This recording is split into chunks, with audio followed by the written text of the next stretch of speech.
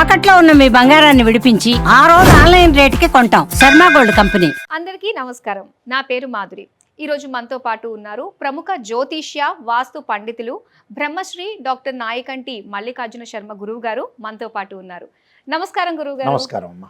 గురుగారు, ఈ ఫిబ్రవరి మాసంలో ఇంకా మీన రాశి వారికి ఎలా ఉండబోతుందో తెలియజేస్తారా? మీనరాశి వాళ్ళకి గ్రహ సంచార వీక్షణం ముందుగా తెలుసుకుందాం. మీనరాశి వాళ్ళకి ఫిబ్రవరి మాసంలో ఏ విధంగా ఉందో ఒకసారి మనం తెలుసుకుందాం.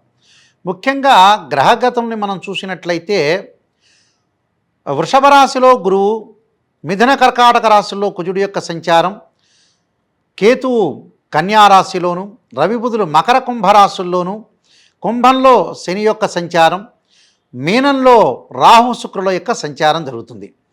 ఈ మాసంలో ముఖ్యంగా ఫిబ్రవరి మాసంలో వీళ్ళకి ఏ విధంగా ఉండబోతుంది అని చూసుకునేటట్లయితే మీనరాశి వాళ్ళకి శుక్రగ్రహం ప్రభావం వల్ల ఆర్థిక పరంగా ఆదాయం అనేది బాగుంటుంది.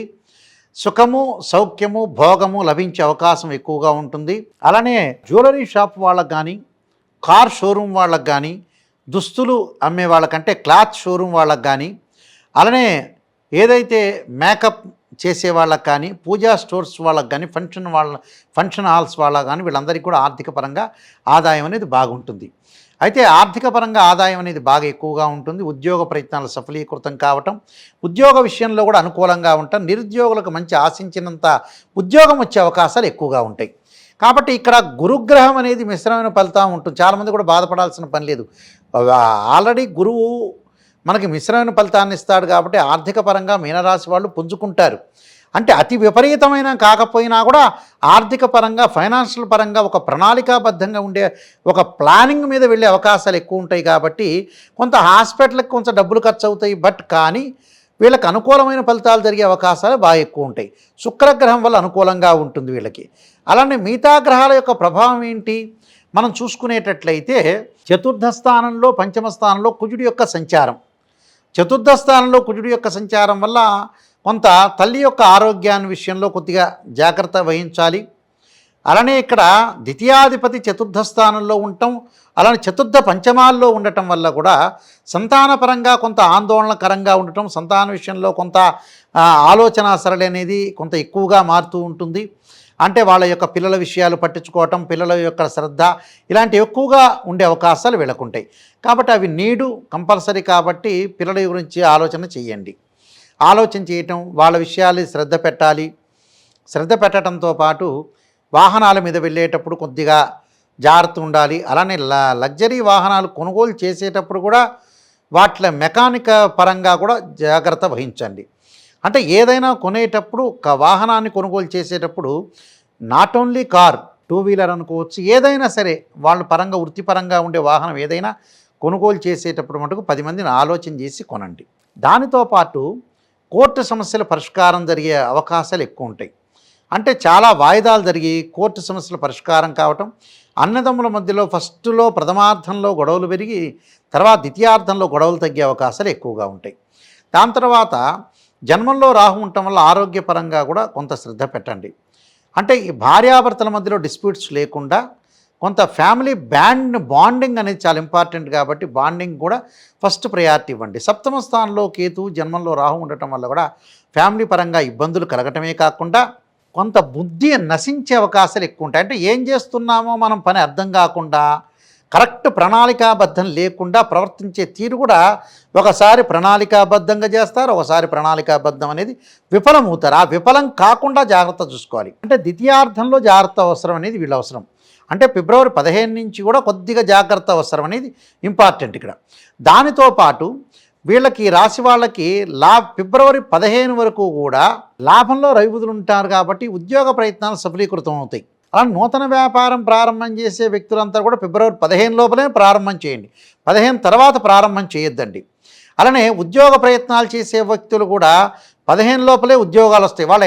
వాళ్ళ అనుకున్న దానికంటే కూడా మంచి ఉద్యోగం లభించే అవకాశం ఒకటి ఉంటుంది. అలానే విదేశాలకు వెళ్ళే అవకాశం ఉంటుంది. విద్యార్థులు చదువు పట్ల శ్రద్ధ చూపిస్తారు, వేరే వ్యాపకాలను తీసేస్తారు, ఏకాగ్రత బాగా పెంచుకుంటారు. ఏదో రకమైన విషయంలో కొంత అలజడి జరిగే అవకాశాలు ఉంటాయి.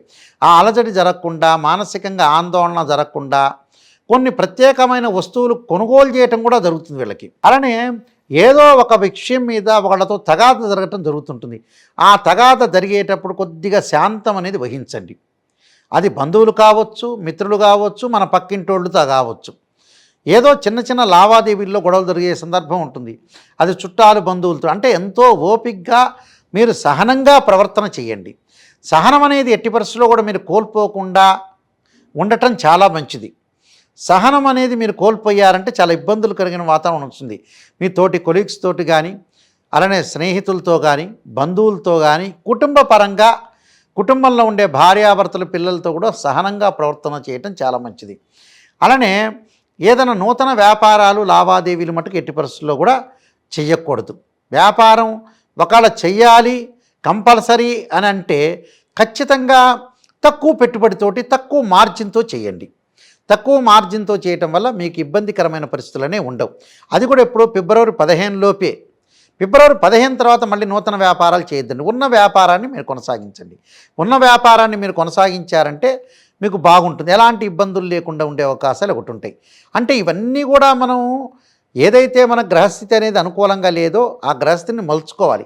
అలానే 12వ స్థానంలో శని, అంటే దాని యొక్క ఎల్నాటి శని ప్రభావం. చాలామంది కూడా అమ్మ ఎల్నాటి శని వచ్చింది అని భయభ్రాంతులు చెందుతుంటారు. అలాంటి భయభ్రాంతులు చెందాల్సిన పని లేదు. మనకి గోచారరీత్యా చెప్పే ఫలితాలు ఎప్పుడు కూడా 20% నుంచి సపోర్ట్ చేస్తాయి.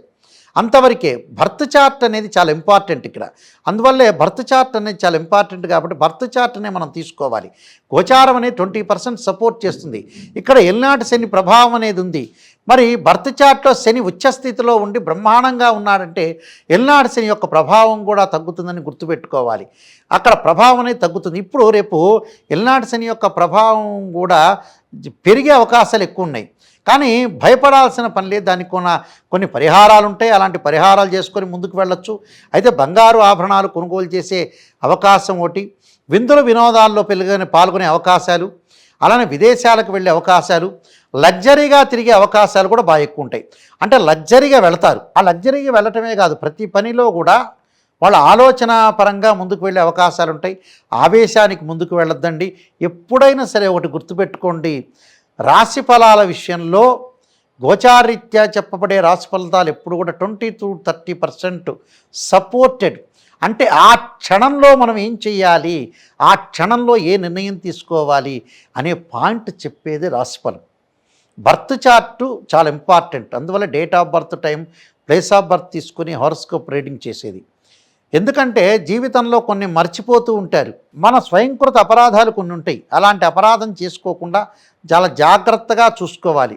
అది పెళ్లి సంబంధాల విషయంలో కానీ, ఉద్యోగాల్లో కానీ, అలానే ఫైనాన్షియల్ పరంగా లావాదేవీల విషయంలో కూడా కొంత జాగ్రత్తగా ఉండాలి. ఏదైతే మనం చేయాలనుకున్నామో అది నిజం కాదా, అవసరమా, జబ్బు దేని ఖర్చు పెట్టాలనే విషయాన్ని చాలా జాగ్రత్తగా క్రోడీకరించుకొని ఫైనాన్షియల్ పరంగా జాగ్రత్తగా ఉండి ముందు, అలాగే ఆరోగ్యపరంగా ఇన్ని విషయాలను కూడా మనం చాలా జాగ్రత్తగా, బ్రెయిన్ వీక్ కాకుండా చాలా జాగ్రత్తగా ఆలోచన చేసి ముందుకెళ్తే జీవితం అనేది 100% కంప్లీట్ అవుతుంది, ఓవర్కమ్ చేయగలుగుతాం.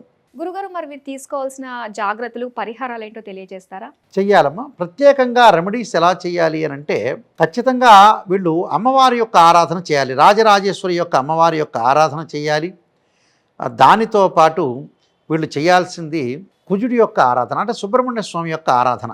తత్పురుషా విద్యే మహాసేనాయుధీమే తన్నో షణ్ముఖ ప్రచోదయాత్ అనే మంత్రాన్ని చదువుకోవటం ఒకటి. అలానే సూర్యుడి యొక్క ఆరాధన చేయాలి.